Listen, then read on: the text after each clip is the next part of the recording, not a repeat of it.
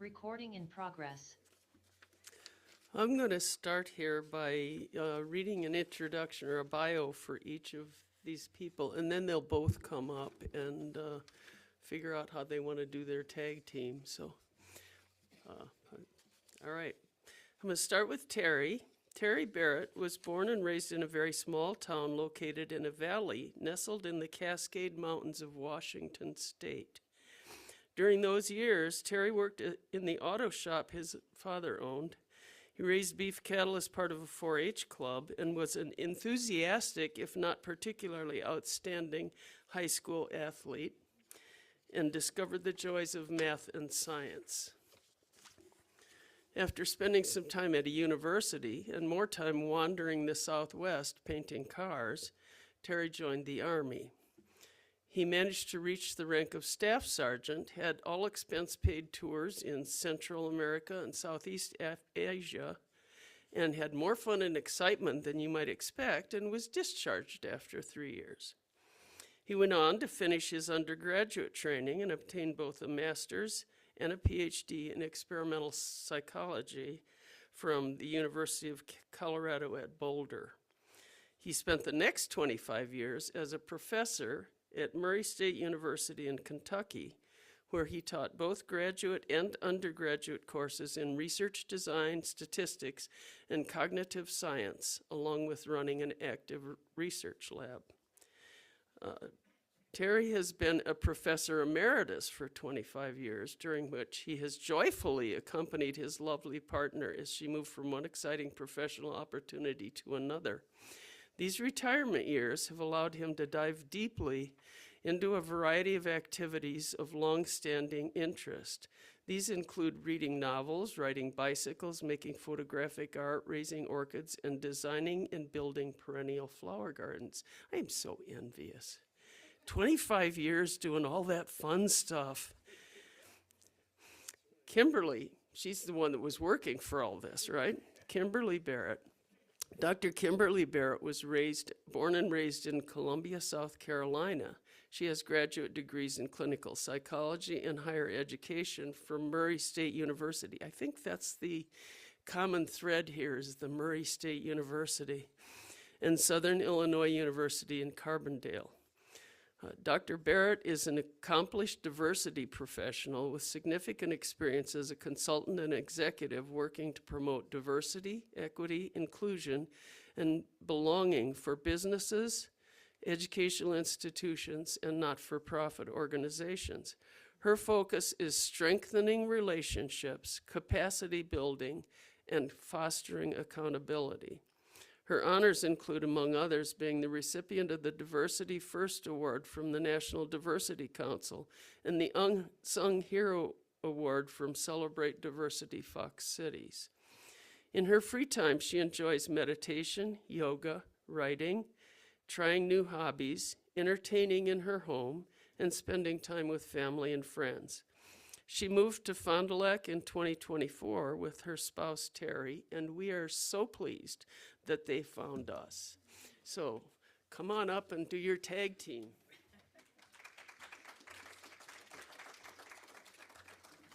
Well, thank you so much. You all can tell from the introduction who is the most fun, but I'm going to go first. And just let me begin by thanking all of you for braving the piles of snow that we have out there today, and just telling you how appreciative we are being invited to be part of your ongoing discussions about people's personal spiritual journeys.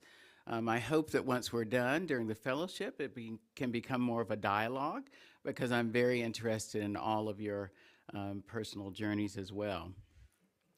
My journey started like many of yours. I was born into a Christian household. My mother was African Methodist Episcopalian, AME, which is really just Methodist, and it started at a time when people of African descent weren't allowed to be members of Methodist churches, so they started their own, and so that's the tradition that came out of. And my father's family was Episcopalian and Baptist, and he leaned more towards the Baptist part of that. Again, like many of you, I participated in all kinds of traditional church activities. I went to Vacation Bible School and won awards for memorizing, the most Bible verses. I taught children's church and actually, when I was older, read the children's story, like the one we had read today. And so was very active in the church during my time growing up. And so I have always been the kind of person, though, who questions things. I was the little kid whose parents were always saying, no, you can't ask that, and apologizing, when we were out in public.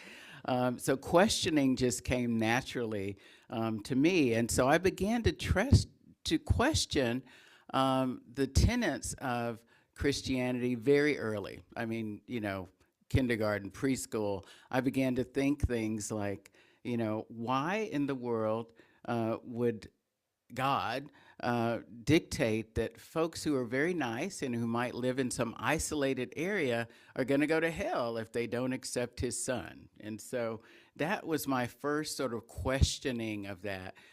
Would good people who, through no fault of their own, have to spend eternity in hell, given the doctrine that we had? And so the questioning crept in, and I have always questioned things, not so much out of skepticism, but more from a place of kind curiosity, I would like to think.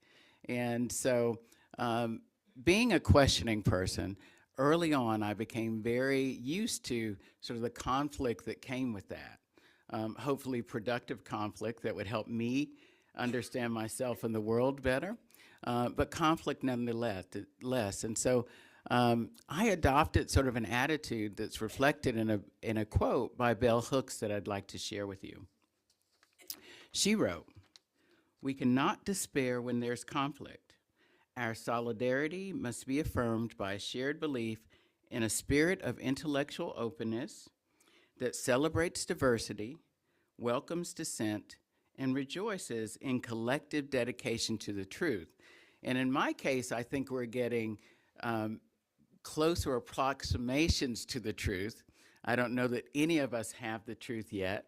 We have facts that get us closer and closer to that. But Terry's going to talk about truth, so I'm not going to go too much into truth, but just leave it to say that conflict has been part of my spiritual journey. And I think productive conflict that, resulted from my searching. And as you heard, Terry and I both have quite a bit of education. We were fortunate to be able to get, college degrees. And I went to a undergraduate degree program that was at a Methodist college, believe it or not. Even though I was questioning, I went and visited the beautiful campus, like many of you who've gone to college. It was really the feel of the campus that finally, helped you decide. And so I went to a Methodist college that required that we take, courses in religion and modern man, 3 of them actually, Old Testament and New Testament. And my education only furthered my questioning, which is what it's supposed to do, I think, as someone who worked in higher ed my career. And even with those classes, ironically, they really, supported my questioning. I took a class in religion and modern man during the 80s, which was the height of the televangelist movement. And so my professor, who is also a minister, was very critical of what he was seeing happening in that movement. I also took 2 courses, Old Testament and New Testament, that looked at the Bible as literature, which again allowed me to step back away from that as a document of faith and look at it in a different light, which again added to my questioning of not only, the initial thing when I was a kid, I questioned, are these good people going to hell who, for no fault of their own? But also I began to think about the way that women were portrayed in their role in the church, LGBTQ plus folks, how they were sort of demonized. And it really caused me, ironically, taking these required religious courses, made me question these beliefs even more. When I got into graduate school, I began to question more of this, not just from the religious-related studies. I did study religious development and student development courses, but also I took a course in Black feminist thought. And that really opened my eyes, number one, to how inadequate and incomplete our education is in terms of, the history of this country and the way that women and people of color have contributed. But it also gave me a new philosophy that really resonated with me based on the lived experiences of women of color, particularly women of the Black diaspora.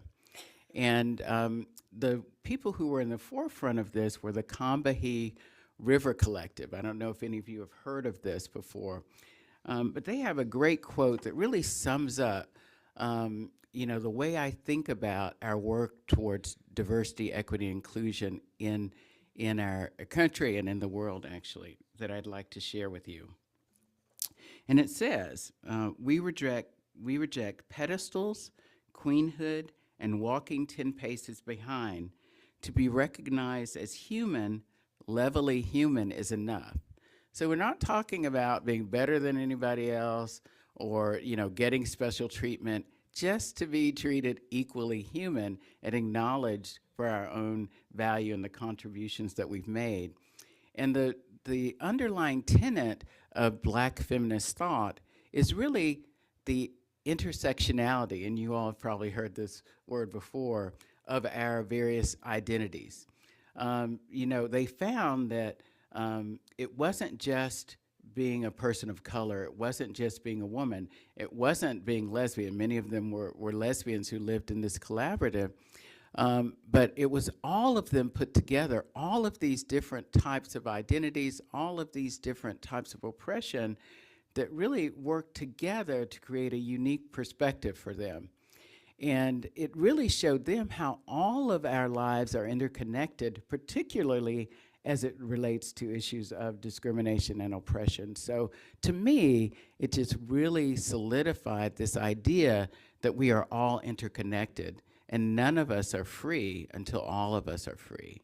So when you talk about one love, as the song stated, it really is about all of us working together for the betterment of all of us. And so that really stuck with me and really opened my eyes to a new perspective.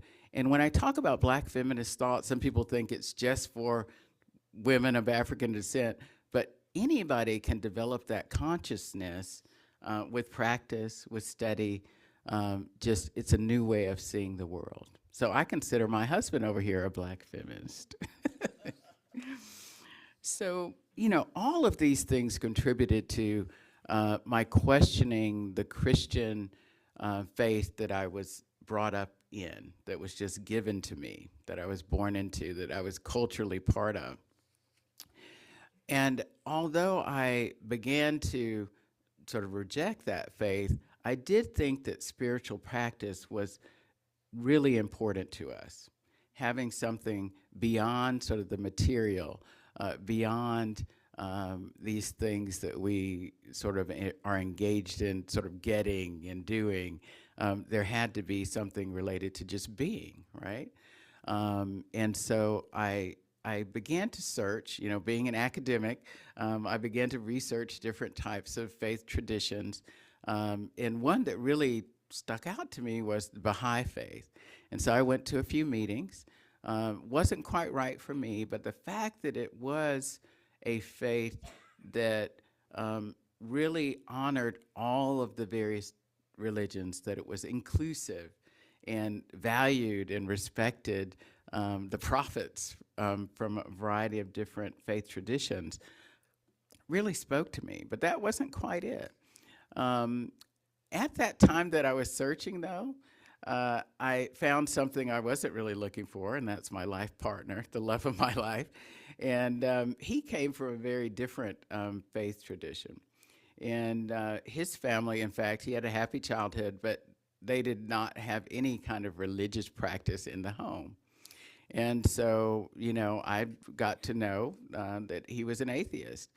And I can say to you at that time, it, caused me a little concern, because although I was searching, I wasn't quite ready to say that I didn't believe in God. I would say at that time you could call me agnostic. And so, but what I learned from him was that, like many people who are in the minority in a culture, like someone who doesn't have a Christian faith in our society, he was very good at switching and very tolerant of people who were religious. In fact, we were married by a Methodist minister, and he happily went to all of our premarital counseling that we had to with the minister. But he really showed me this idea of religious tolerance and being able to embrace the ideas of others, even though it was not really something that you believed. And so I thank him for that. But so I was still searching, and then I came across Buddhism. And although Buddhism comes out of a culture that I would say is not mine, more of an Asian Eastern culture, I did lots of research to say which type of Buddhism would, fit with what I was trying to do, trying to develop sort of an ethical set of values, universal values, that would not only coincide with what I currently believed, but would help me to grow spiritually and become more skillful in the way that I lived my life. And so Buddhism seemed to meet that generally. But then there was a little, disconnect in terms of the culture, some of the cultural beliefs. And so I looked into their many, many types of Buddhism, 3 main schools, and then, you all have heard of, Zen and Tibetan Buddhism and all of that. And none of those really fit. The teachings were great and really, touched my soul, but I wanted something that was more authentic to who I was. And so I found secular Buddhism, which is a type of Buddhism that allows you to not, culturally appropriate Buddhism from other cultures, but is one sort of based on a Western point of view. And I would say that it really was something that, again, spoke to my soul. And it believes basically in the Dharma, which are the basic tenets of Buddhism, all types of Buddhism that they have in common. But it also doesn't require that you, for example, believe in reincarnation. And none of the types of Buddhism that I studied necessarily said you had to believe in a God. And so again, it resonated with me for several reasons. And I'll just read a few of the basic tenets of it. Of course, they believe that Siddhartha Gautama, the Buddha, was a person, not a god, a person, very wise person, an enlightened person, but a person. They believe in the Four Noble Truths as being accurate, and that's about the understanding of suffering in the world, what causes suffering, what relieves suffering. And suffering is just, it can be everything from terrible suffering, pain, to just not being satisfied with the way life is. And that it's an empirical description of the experience of living, and as a methodology of understanding social behavior and mental development. So, and it understands the community of secular Buddhism practitioners as integral to the positive development of society. And so it's not just about finding something for me, which was very important, and being able to do it without having to, have a head of a church tell me, what to do, but to be able to practice on my own, but also do it for the good of the world. And so, when Buddhists meditate, when I meditate, when my new friend and I, who's smiling in the audience, meditate together, we do it not just for ourselves, but for the good of the world, actually for all sentient beings. And so this has really been a joyous thing for me, finding a religion that both allows me to, and I would say not even a religion, because I have, institutions can be problematic, but a spiritual practice that allows me to grow and develop and connect with others in a way that I think relates to the common good or promotes the common good. And as I reflect on my spiritual journey, I would really say it has been a quest for greater compassion. Compassion for myself, compassion for others. And when I talk about compassion, what I mean is sort of this combination of empathy and altruism, sort of an understanding of other people, their suffering, their needs, and then feeling compelled to try and do something about it within my realm of influence. And that influence changes. When I was working as a vice president for diversity, I could do lots of stuff. As a consultant, I could do things. And now, as a retired person, I can do things but they're very different. So I'm figuring that out right now, what my next spiritual practice and actions will be.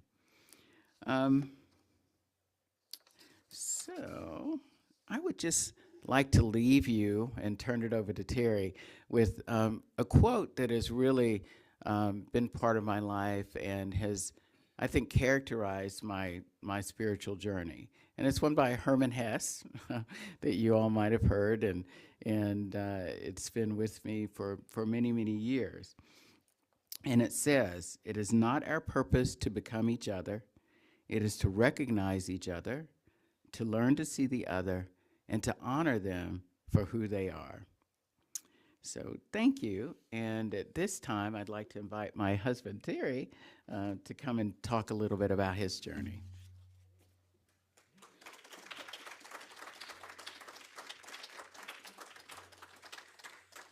Isn't she great? I'm telling you, she is absolutely the best.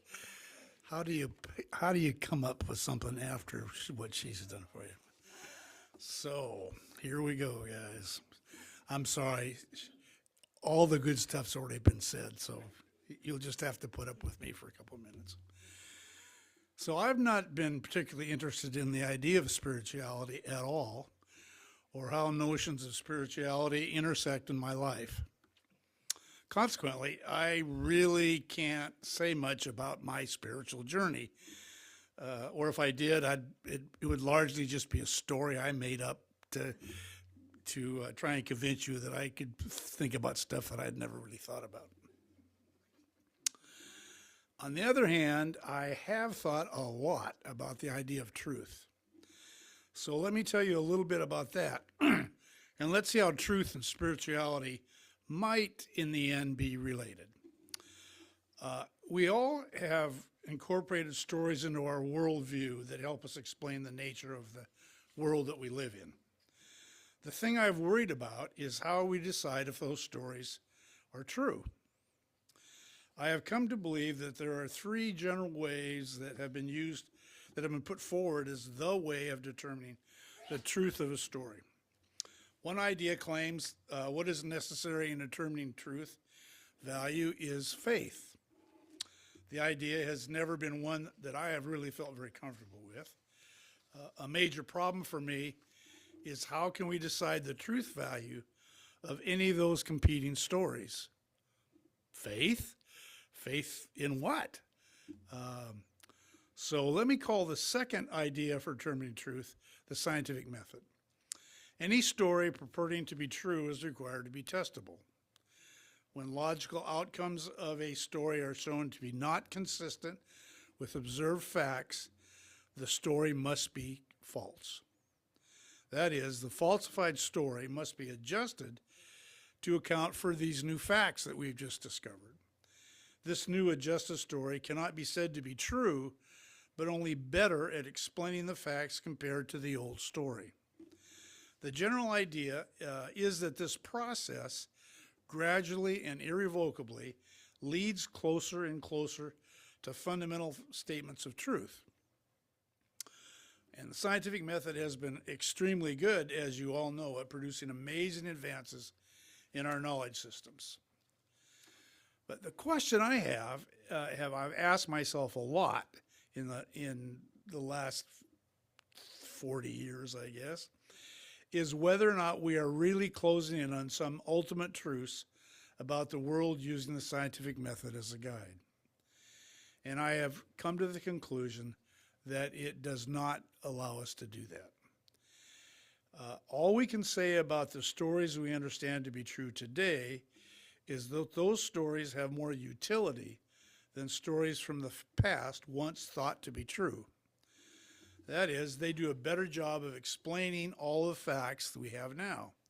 Further, it seems clear to me that individuals living 100 or 200 years in the future will look back at our explanations of the world today as solely lacking in explanatory value. And I think that's been true since sort of the dawn of Homo sapiens. So rather than thinking the stories of the world we have today are true, we should perhaps judge them to have more or less utility. That is, how good a job do they do in allow us to move through the world that we have to live in. I think that using the criterion of utility rather than truth as a value judgment, we might end up being more humble in our view of values of others' belief systems.